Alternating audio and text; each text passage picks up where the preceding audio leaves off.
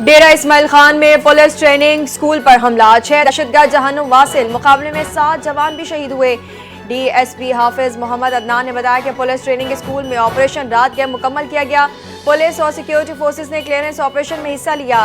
बताया हमले में 7 जवान शहीद हुए।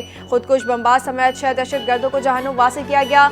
हमले के बाद 200 जवानों और रिक्रूट्स को रेस्क्यू किया गया। अस्पताल डायरेक्टर ने बताया कि 13 जख्मी एहलकारों को डीएचक्यू ट्रॉमा सेंटर लाया गया।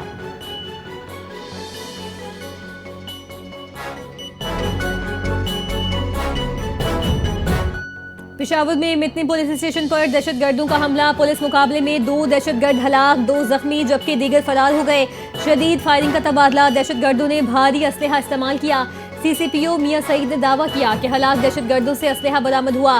सूरत हाल के पेश नजर एलीट फोर्स तलब, सर्च ऑपरेशन जारी। पेशावर के मुख्तलिफ इलाकों में दहशतगर्दों की तलाश के लिए ऑपरेशन शुरू कर दिया गया।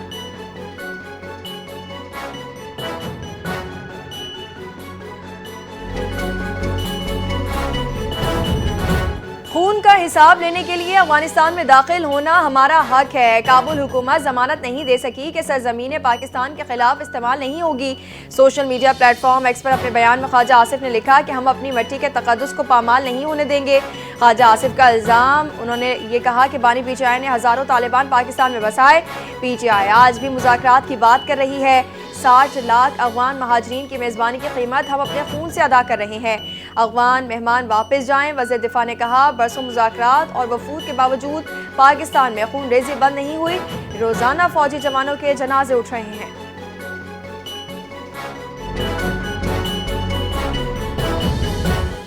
टीटीपी पीटीआई का अस्करी विंग बन चुकी है। अता तारड़ का संगीन इल्जाम, जेल में बैठा शख्स आज भी दहशतगर्दों को सपोर्ट कर रहा है। लाहौर में मीडिया से गुफ्तगू करते हुए अता तारड़ ने कहा कि खैबर पख्तूनख्वा काबीना में टिम्बर और ड्रग माफिया बैठा है। तहरीक इंतशार लाशों पर सियासत चमकाना चाहती है। केपी हुकूमत ने नॉन कस्टम पेड गाड़ियों और माफिया के खिलाफ कोई कार्रवाई नहीं की। पूरी कौम दहशतगर्दी के खात्मे के लिए मुत्तहिद है। रद्दुल फिसाद और ज़र्ब आज़म के नताइज वाज़े हैं। पीटीआई का अपना हाउस इन ऑर्डर नहीं। भारत की ललकार पर बानी पीटीआई दबक कर बैठ गए।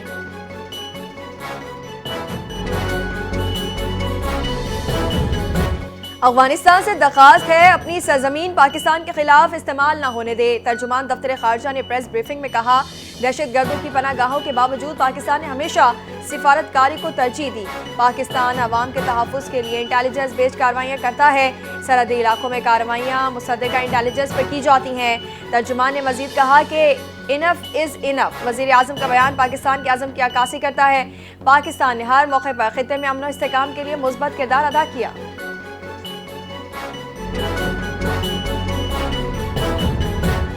पाकिस्तान तहरीक इंसाफ ने अपनी जमात पर दहशतगर्दों की आबादकारी का इल्जाम मुस्तरद कर दिया।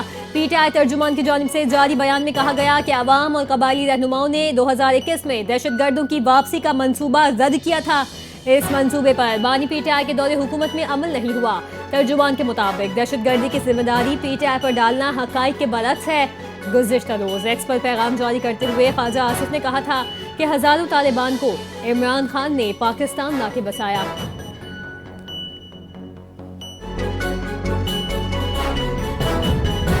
पाकिस्तान और सऊदी अरब के दरमियान भाईचारे का अटूट रिश्ता है। सऊदी बिजनेस काउंसिल की पंजाब आमद खुशबख्ती की अलामत है। वज़ीर आला पंजाब मरीम नवाज ने सऊदी बिजनेस काउंसिल के वफ़द के एजाज़ में तकरीब से खिताब करते हुए कहा कि वज़ीर आज़म का सऊदी अरब का दौरा तारीखी और इंतहाई अहमियत का हामिल था। पंजाब में ज़राअत, लाइव स्टॉक और इंफ्रास्ट्रक्चर में सरमायाकारी के वसी मौक़े हैं। सऊदी सरमायाकारों को वन विंडो के तहत मुकम्मल सहूलियात दी जाएंगी। मक्का और मदीना की पासबानी पाकिस्तान के लिए एजाज़ है। सऊदी क़यादत के शुक्रगुजार हैं।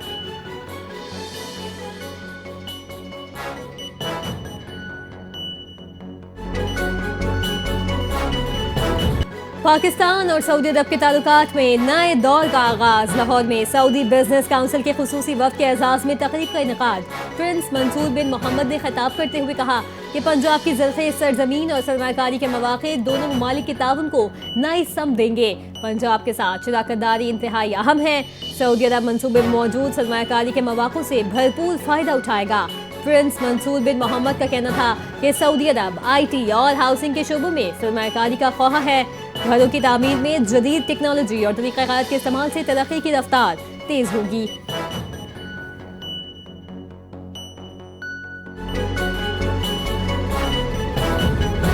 सिंध में तरक्की, सहूलत और माहौलियाती तहफ़्फ़ुज़ की नई राहें। सीनियर सूबाई वज़ीर सिंध शर्जील मेमन ने कहा कि कराची और हैदराबाद में 500 इलेक्ट्रिक बसें मरहलावार मुतारिफ कराई जाएंगी। जदीद बस डिपो, चार्जिंग स्टेशन और स्मार्ट मॉनिटरिंग सिस्टम मंसूबे का हिस्सा हैं। शहरी सड़कों पर ट्रैफिक का दबाव कम होगा और पोर्ट की कारकर्दगी बेहतर बनेगी। सिंध हुकूमत ज़राअत और फूड प्रोसेसिंग के शोबे में निजी शराकत दारी को फ़रोग़ दे रही है। ज़िला ठट्टा में टमाटर क्लस्टर प्रोसेसिंग प्लांट और सूबे भर में चावल और गंदम मैकेनाइजेशन मंसूबे की फिजिबिलिटी स्टडीज़ जदीद ज़राई टेक्नोलॉजी के फ़रोग़ की अलामत हैं।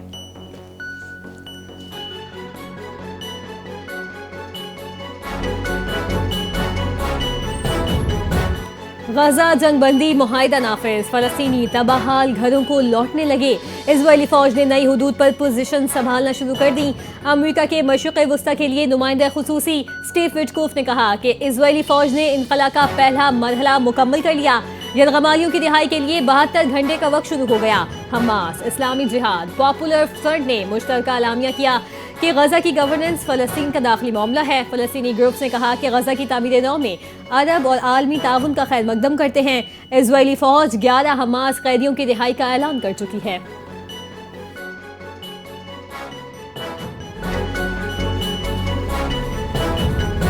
हमास समेत फलस्तीन की मुसल्लह मज़ामती तंजीम ने गजा में गैर मुल्की सरपरस्ती को कबूल करने से इनकार कर दिया।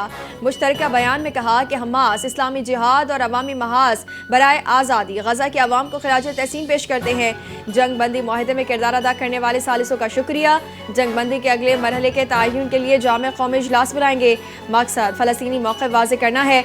हमास के रहनुमा वासिम नाइम ने कहा कि हम हथियार से फ़लस्तीनी रियासत की सपोर्ट करेंगे। जंगजुओं को फ़लस्तीनी कौमी फ़ौज में ज़म किया जा सकता है। कोई हमें मज़ाहमत के हक से महरूम नहीं कर सकता। आज़ाद खुद मुख्तार रियासत के क़याम तक हथियार नहीं डालेंगे। ट्रंप का चीन पर 100% नया दरामदी टैक्स लगाने का ऐलान। नवंबर से चीनी दरामदात पर 100% टैरिफ नाफिज होगा। अमेरिकी सदर डोनाल्ड ट्रंप ने अपने social media platform truth social पर कहा, चीनी मसनूआत पर पहले ही 30% टैरिफ लागू है। नए टैरिफ ऐलान के बाद आलमी स्टॉक मार्केट्स में मंदी। चीन दुनिया को नायाब मादियात की बरामद पर पाबंदी की धमकी दे रहा है। चीन को दुनिया को यरगमाल बनाने की इजाजत नहीं देंगे। जुड़वा शहरों में मजहबी जमात के एहतजाज के बाद दूसरे रोज भी निज़ाम ज़िंदगी मफलूज। Faizabad expressway, IJP road समेत अहम शाहराएं मुकम्मल बंद। तिजारती सरगर्मियां मुअत्तल, तालीमी इदारे और मेट्रो बस सर्विस बंद।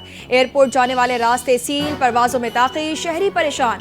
रावलपिंडी शहर में हैवी ट्रैफिक के दाखिले पर मुकम्मल पाबंदी आयद। दूसरे रोज भी इंटरनेट सर्विस मुअत्तल। पुलिस के भारी नफरी तैनात है।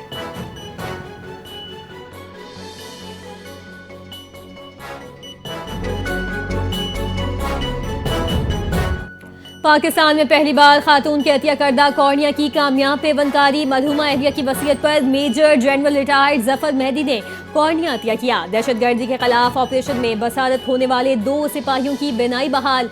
आर्मी के माहिर सर्जन्स ने सिपाही अलीउल्लाह और फलक शेर की आंखों में कामयाब पेवनकारी की। मरहुमा की बेटी जहरा मेहदी ने कहा कि वालिदा की आंखों से 2 बहादुर सिपाहियों की जिंदगी में रोशनी आई। ये सदका जारिया है। AFIO ने बसारत बहाल करके इंसानी हमदर्दी और तिब का संग मीर उबूर किया।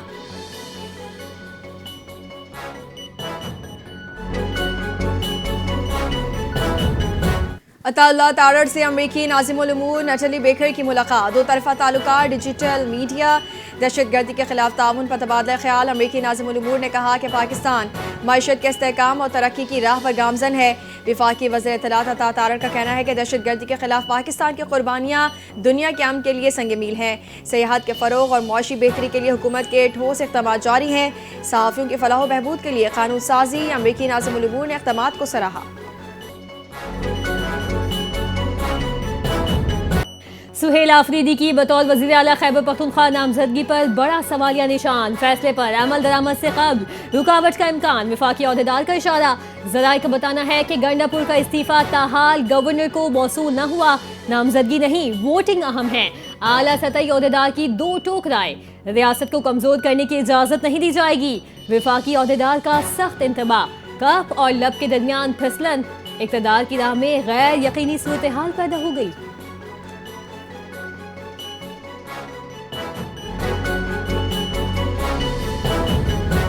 रहीम यार खान में थाना कोट अफजल के करीब मुबैना पुलिस मुकाबला। लाहौर पुलिस को मतलूब मुलजिम तैफी बट साथियों की फायरिंग से हलाक।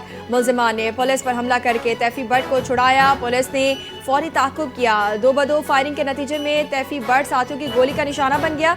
फायरिंग के तबादले में कांस्टेबल नूर हसन भी जख्मी हुआ। पुलिस का मुलजिमान की तलाश के लिए इलाके में सर्च ऑपरेशन। इलाके में पुलिस की भारी नफरी तैनात कर दी गई। पीपल्स पार्टी का वजीर आजम आज़ाद कश्मीर के खिलाफ तहरीके अदम एतमाद लाने का फैसला। फरियाल तालपुर की ज़ेर सदारत पीपल्स पार्टी आज़ाद कश्मीर की पार्लिमानी पार्टी का कराची में इजलास। पीपल्स पार्टी दीगर जमातों के अरकान से मिलकर वज़ारत उज़्मा के लिए अपना उम्मीदवार लाएगी। सरदार याकूब पीपल्स पार्टी की तरफ से उम्मीदवार होंगे। जराये के मुताबिक हतमी फैसला नून लीग और पीपल्स पार्टी की क़यादत मिलकर करेगी। फरियाल तालपुर की ज़ेर सदारत इजलास में पीपल्स पार्टी आज़ाद कश्मीर के पार्लिमानी अरकान शरीक हुए।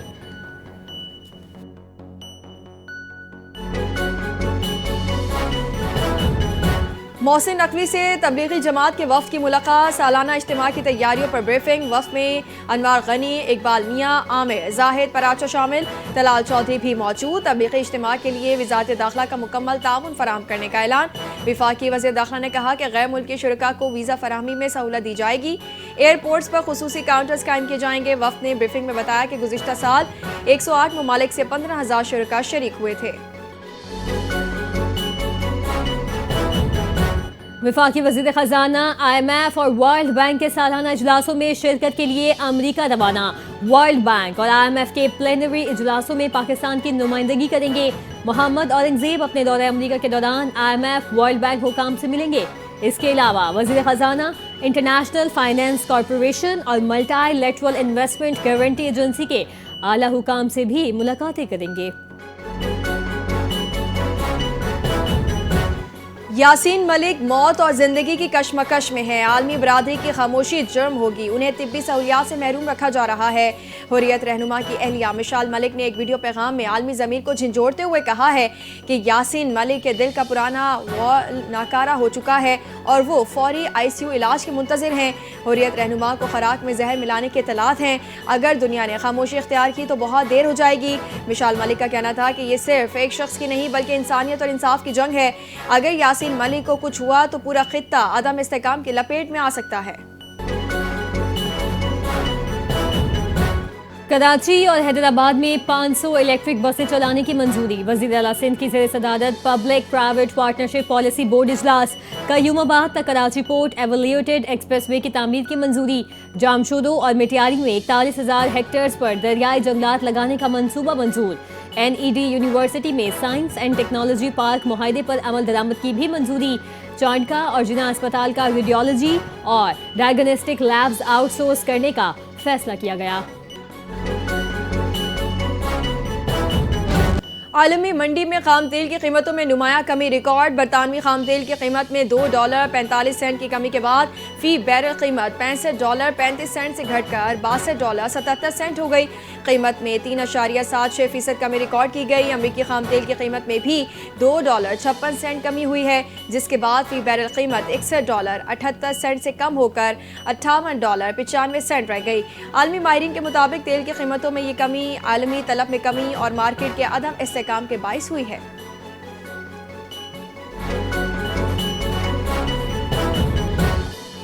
सिंध हुकूमत का दिवाली के मौके पर हिंदू मुलाजमीन को पेशगी तनख्वाह और पेंशन देने का फैसला।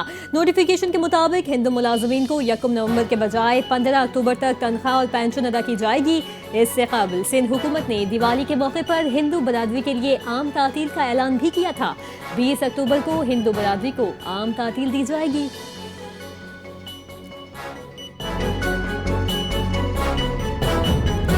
FIA बलोचिस्तान जोन की बड़ी कार्रवाइयां। हवाला हुंडी और गैर कानूनी करेंसी एक्सचेंज के खिलाफ ऑपरेशन। FIA कंपोजिट सर्कल चमन की कार्रवाई। 2 मुल्जिमान गिरफ्तार। कब्जे से $22,000, 24,500 रियाल, 1,13,000 अफगानी और 4,95,000 रुपये बरामद। मुल्जिमान बगैर लाइसेंस करेंसी एक्सचेंज और हवाला हुंडी के कारोबार में मुलव्वस थे।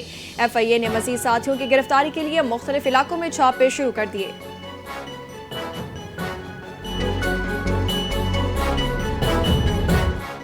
मुल्क में चांदी की कीमत तारीख की बुलंद तरीन सतह पर पहुंच गई। सोने की कीमत में 4,578 रुपए की कमी, फी तोला 4,20,600 रुपए हो गया, जबकि 10 ग्राम सोना 3,924 रुपए सस्ता। आलमी मार्केट में सोने की कीमत $3,995 फी औंस। चांदी की कीमत में इजाफा, फी तोला 5,100 रुपए हो गई।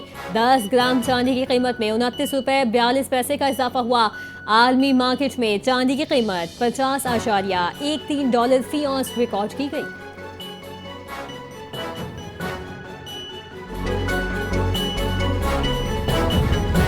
जनूबी अफ्रीका के खिलाफ पहले टेस्ट में आसिफ आफरीदी टेस्ट डेब्यू करेंगे। 38 साल left arm spinner Asif Afridi को साजिद खान की जगह मौका दिया गया।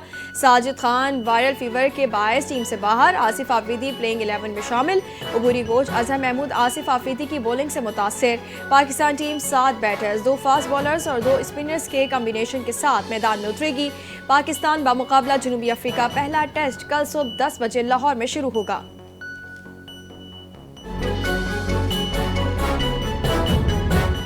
ICC women's one day world cup के 11वें मैच में न्यूजीलैंड वुमेन्स ने बांग्लादेश को 100 रन से शिकस्त दे दी। 228 रन के ताकुब में बंगाल टीम 127 रन पर ढेर। 7 खिलाड़ी डबल फिगर में दाखिल न हो सकी। फहीमा खातून 34, राबिया खातून 25, नाहिदा अख्तर 17 रन बना सकी।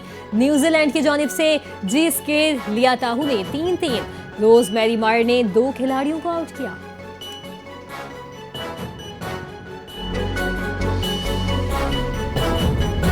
पाकिस्तानी कोहे पैमा असद अली मेमन का तारीख साज कारनामा। असद अली मेमन ने 7वां बर्रे आज़मों की बुलंद तरीन चोटियाँ सर कर ली हैं। 7 समिट का सफ़र मुकम्मल, आखिरी चोटी इंडोनेशिया की पोंचेक जाया सर कर ली है। असद मेमन ने माउंट एवरेस्ट, किलिमंजारो, ओकांगुआ, देनाली समेत तमाम बुलंदियाँ अबूर की। 2019 से 2024 तक का शानदार सफ़र दुनिया भर में पाकिस्तान का नाम रोशन किया। माउंट विंसन, अंटार्कटिका सर करने के बाद 7 समिट मुकम्मल कर लिया।